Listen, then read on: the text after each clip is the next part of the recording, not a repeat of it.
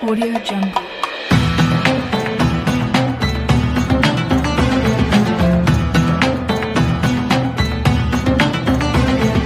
Audio Jungle. Audio Jungle.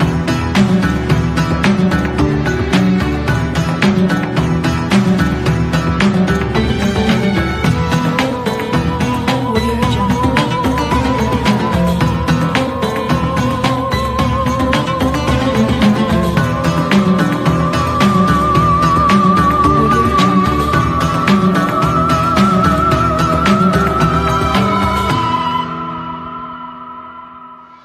Assalamualaikum warahmatullahi wabarakatuh. Alhamdulillahi rabbil alamin. Allahumma salli wa sallim ala sayyidina Muhammadin wa ala alihi wa sahbihi ajma'in, amma ba'du. Kaum muslimin dan muslimat dimanapun anda berada, salam perjumpaan di perdana program Majlis Darun Nadir Al-Barakat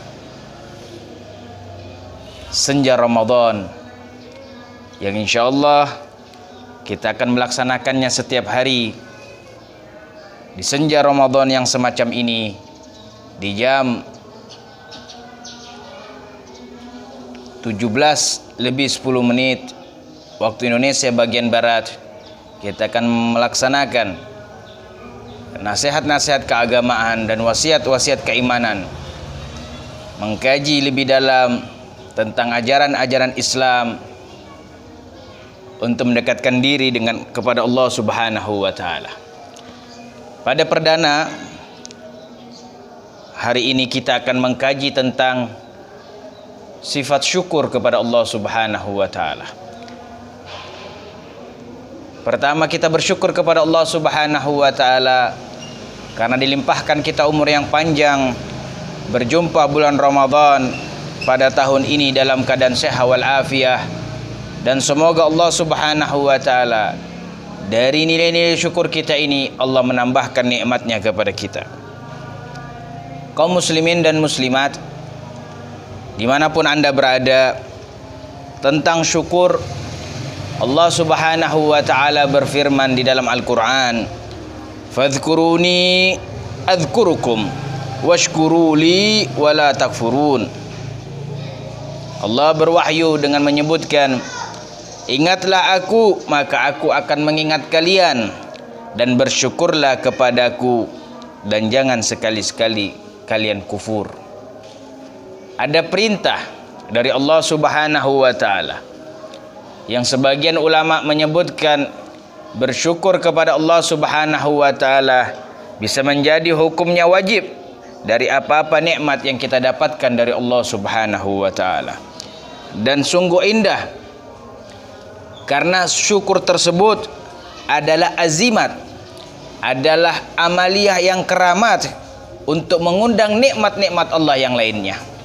Kalau kita pandai bersyukur, berarti kita pandai berharap dan meminta nikmat untuk ditambahkan dari Allah Subhanahu wa ta'ala.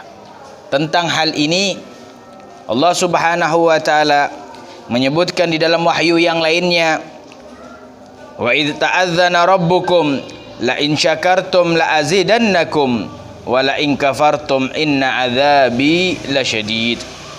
Allah menyebutkan bahwasanya sungguh jikalau kalian bersyukur maka pasti aku akan menambahkan nikmatku, dan jikalau kalian kufur maka ketahuilah azabku teramat pedih. Hadis ini, ayat Allah Subhanahu wa ta'ala ini menjelaskan kepada kita bahwasanya tidaklah setiap kali kita bersyukur dari satu nikmat yang Allah berikan kepada kita kecuali Allah akan menambahkan nikmat tersebut. Maka dari itu, di antara sifat-sifat para ulama, mereka selalu bersyukur dan berharap kesempurnaan penambahan dari nikmat-nikmat yang telah mereka dapatkan. Di dalam sebuah hadis, Nabi Muhammad sallallahu alaihi wa alihi wasallam bersabda, innallaha la yarda 'anil 'abdi ya'kulul aklah fayahmadu 'alaiha wa yashrabu syurbah fayahmaduhu 'alaiha, rawahul Muslim. Allah Subhanahu wa ta'ala sesungguhnya ridha terhadap seorang hamba yang memakan makanan lalu dia bersyukur kepada Allah, dan dia meminum minuman lalu dia bersyukur kepada Allah Subhanahu wa taala, Allah meridhai hambanya hanya dalam makanan yang dia syukuri. Allah meridhai hambanya hanya terhadap minuman yang mereka syukuri setelah meminumnya. Kaum muslimin dan muslimat dimanapun anda berada, semoga Allah Subhanahu wa ta'ala menyempurnakan kebaikan pada diri kita dengan dimantapkan dan dikokohkan sifat syukur pada diri kita. Kalau kita mau melihat nikmat Allah Subhanahu wa ta'ala yang tak terbatas, yang tak terbilang, sungguh luar biasa, dan itu jalan agar kita menjadi orang-orang yang syukur. Seorang ulama, beliau mengatakan, idza turidu an ta'rifal qadra ni'mah al-basar ghammid ainaka sa'ah. Seorang ulama berkata, jikalau kalian hendak merasakan dengan sungguh-sungguh nikmat dari Allah Subhanahu wa taala mata untuk melihat, maka pejamkan matamu selama 1 jam dan lakukan aktivitas sebagaimana yang kau lakukan di setiap harimu. Maka kita akan merasakan begitu nikmatnya penglihatan yang Allah Subhanahu wa taala berikan. Salah satu nikmat yang besar di antara nikmat-nikmat yang Allah Subhanahu wa taala berikan kepada kita adalah mata ini. Pada saat ini kita melakukan streaming melalui sebuah kamera.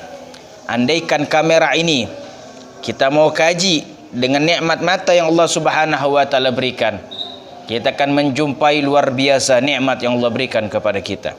Sebuah kamera membutuhkan teknologi yang canggih, dan sebuah tembakan dari hasil kamera tersebut harus akurat. Seorang yang memegang kamera harus tahu berapa jarak antara objek sasarannya dengan kamera yang dia genggam. Lalu dia harus tahu berapa kualitas kamera yang dia miliki. Lalu dia juga harus mengetahui bagaimana cara menggunakannya untuk menzoom atau mengecilkan, memfokuskan. Itu semuanya ada pada kamera dengan teknologi yang canggih, tentu dengan bilangan harga yang luar biasa. Namun kecanggihan kamera tersebut tidak sebanding dengan kecanggihan nikmat mata yang Allah Subhanahu wa taala berikan. Mata kita bisa langsung dengan hitungan sekian cepat per detiknya atau 0, sekian detik, mata kita bisa fokus langsung kepada satu objek tertentu. Mata kita bisa langsung fokus bagaimana memburamkan kegiatan-kegiatan pandangan mata kita, dan mata kita bisa langsung fokus jarak yang jauh dengan perhitungan bagaimana jarak dekat dan jauhnya. Semua itu nikmat daripada pemberian mata yang Allah Subhanahu wa taala berikan kepada kita. Kamera membutuhkan teknologi yang tinggi dengan nilai bilangan yang tinggi, namun mata Allah Subhanahu wa taala berikan secara cuma-cuma. Yang dituntut daripada nikmat ini hanyalah syukur kepada Allah Subhanahu wa taala. Itu baru di antara nikmat mata yang Allah Subhanahu wa taala berikan kepada kita. Lalu bagaimana nikmat-nikmat yang lainnya?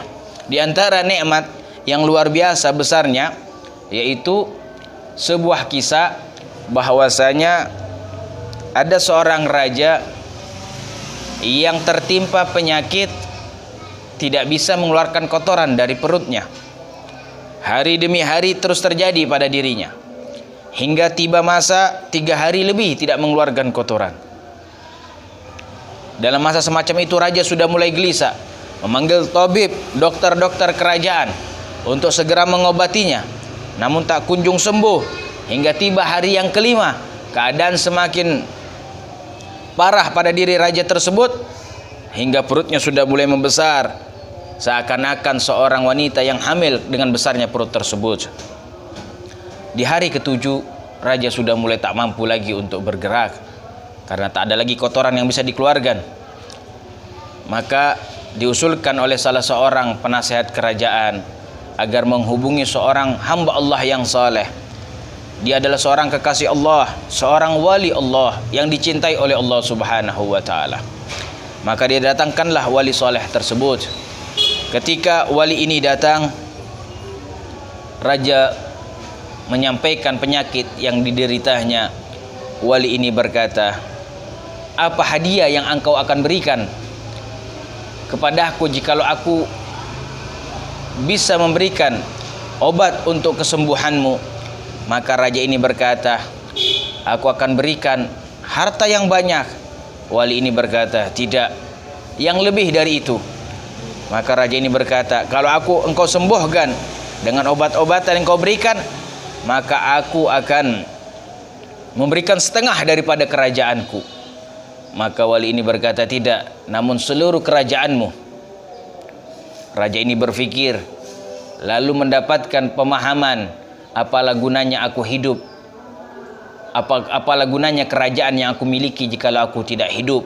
Kehidupan jauh lebih nikmat daripada kerajaan tersebut. Maka raja ini setuju tentang hal itu. Maka wali ini melaksanakan salat 2 rakaat, lalu memuji Allah Subhanahu wa taala, bermunajat kepada Allah agar Allah Subhanahu wa taala sembuhkan raja tersebut.